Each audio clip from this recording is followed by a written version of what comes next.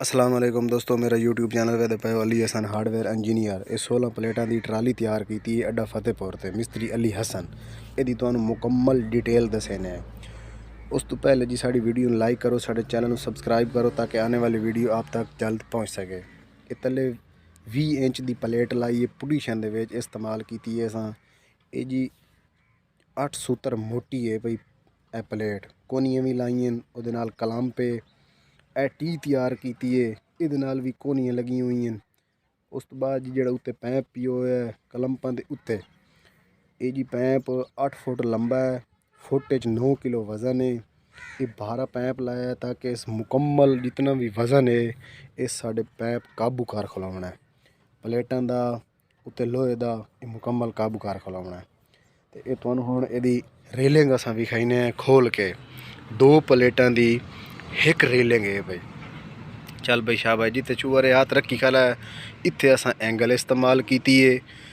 तो यदी जी साइडा तो रेलिंग खुलेंदे पे उत्थे असां चैनल इस्तेमाल किया ताकि उसले प्लेट 2 का वज़न ढेर हो सी। 45-90 प्लेट की पमैश है, वज़न ढेर हो सी। इस वजह तो एंगल जी है वो लिप पैंदी है, असां चैनल इस्तेमाल किया। ये थोड़ा लिपदा नहीं, बिल्कुल फिट खला रह पैंदा है। इस वजह तो इस साइड ते असां चैनल इस्तेमाल किया है।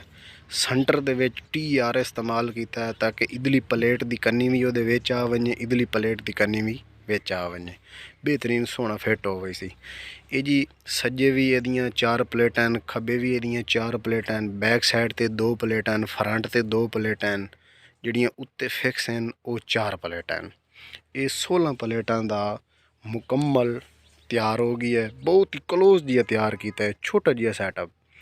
ये जी एदियां लाक पिना लाइयां इहदे विच जिहड़ी रेलिंग खुल ना वञे।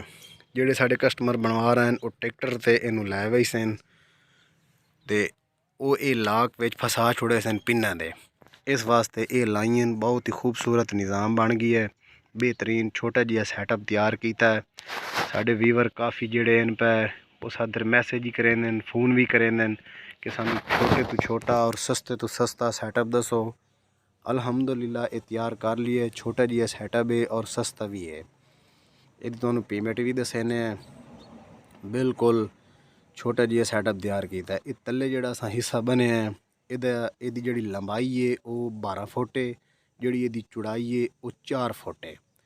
इहदे तले टायरां दा हिस्सा लावना है। उस तो बाद जी जी अस रेलिंग पाई है उत्ते ओहदा जिहड़ा गार्डर लगा खला है वो 16 फुट का गार्डर है।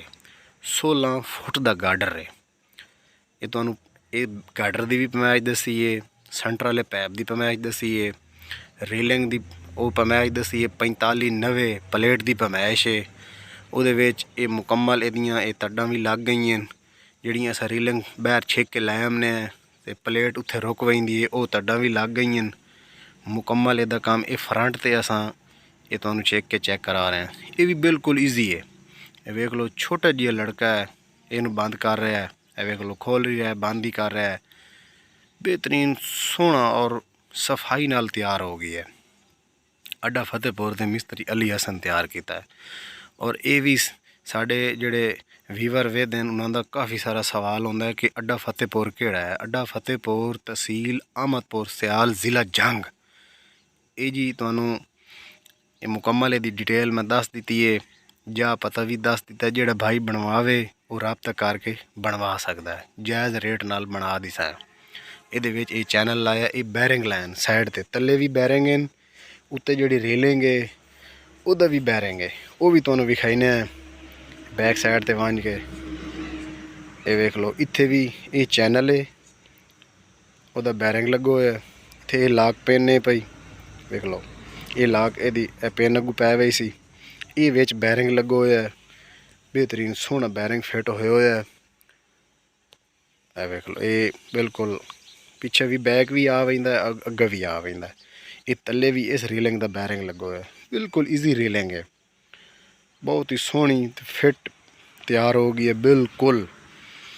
ये जी अड्डा फतेहपुर ते 3 मिस्त्री काम कर रहे हैं, मिस्त्री अली हसन, मिस्त्री आमिर और मिस्त्री एहसन। ये जी काम कर रहे हैं। बहुत ही जिम्मेवारी दा और खूबसूरत। ਜਿਹੜਾ भाई बनवाना चाहता है रबता करके बनवा सकता है। उस तो बाद जी अगर ਜਿਹੜਾ भाई समान लैके देसी उन्होंने मजदूरी ते तैयार कर दी सैं और ਜਿਹੜਾ भाई सानू वजन ते आखसी वो तैयार कर दी सैं जियो जिया डिज़ाइन आखसी वो जिया असां डिज़ाइन उन्होंने तैयार कर दी सैं। काफ़ी साढ़े जेड़े व्यूवर इन पे वो सादे कॉल करेंदे मैसेज करेंदे कि सानू मोटरसाइकिल ते फिट कर दियो। जी भाईजान मोटरसाइकिल ते भी फिट हो गई सी। वो 13 प्लेटां दा 12 दा 9 दा 8 दा ये बेहतरीन मोटरसाइकिल ते फिट हो गई सी ईजी। जेड़ा इस तो उत्ते प्लेटां वधाई सो वो फिर तुहानू लोडर रश का इस्तेमाल करना पौसी ओहदे विच। एदियां तुहानू ये पैमाइशां भी दस दित्तियां प्लेटां भी गिण के तुहानू दस दित्तियां 16 प्लेटां हैं पईयां।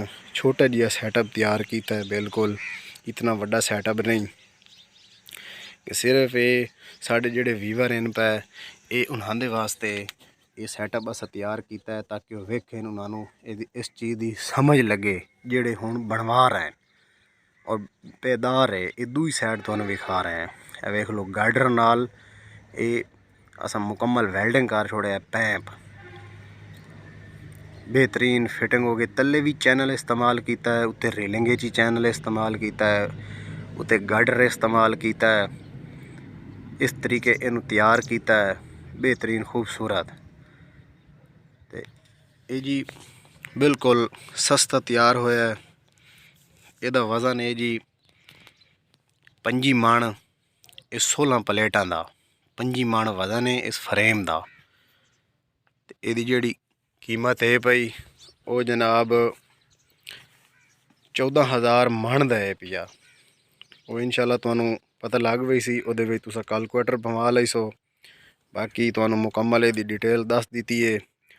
जै भाई बनवाना होवे अड्डा फतेहपुर ते रबता करके मिस्त्री अली हसन नाल बनवा सकदा है। उन्होंने तैयार कर दी सैं जियो जिया कोई डिज़ाइन पैनल आखे जमीन वाले फ्रेम पैनल वो तैयार कर दी सैं ट्राली फ्रेम आखे वो तैयार कर दी सैं अड्डा फतेहपुर ते बेहतरीन खूबसूरत। दोस्तों वीडियो अच्छी लगे तो लाइक करना साढ़े चैनल नू सब्सक्राइब करना ताकि आने वाली वीडियो आप तक जल्द पहुँच सके।